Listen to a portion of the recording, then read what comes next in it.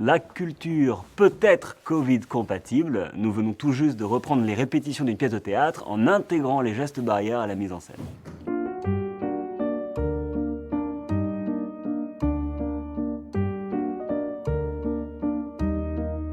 Alors, les règles sont extrêmement simples, hein. C'est pas plus de 2 acteurs sur scène à 1 mètre de distance et avec des masques. Et pour que le spectateur comprenne bien l'émotion de la scène, on a dessiné dessus l'humeur du personnage. Là, par exemple, Chimène est triste parce que Rodrigue a tué son père. Et bien entendu, Rodrigue est désolé.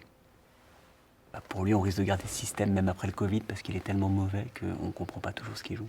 Moi, je suis plutôt contente des règles de distanciation parce que ça me donne une vraie bonne excuse quand un metteur en scène se colle un peu trop à moi. Nous n'avions jamais assisté en France à un tel arrêt de l'activité culturelle.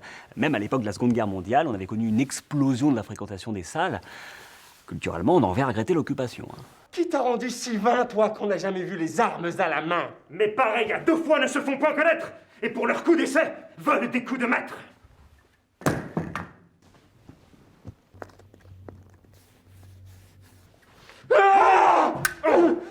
L'avantage, c'est que les personnes à risque de plus de 70 ans vont devoir rester chez eux, et ça c'est plutôt une très bonne nouvelle, puisqu'on ne recevra plus les visites des chroniqueurs du Masque à la Plume.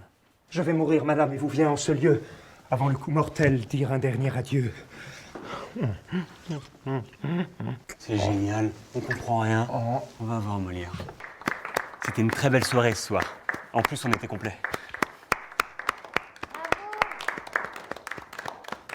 Il y a plus d'acteurs sur scène que de gens dans la salle.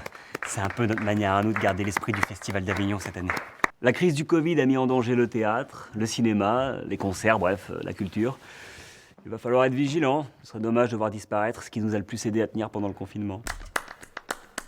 Route.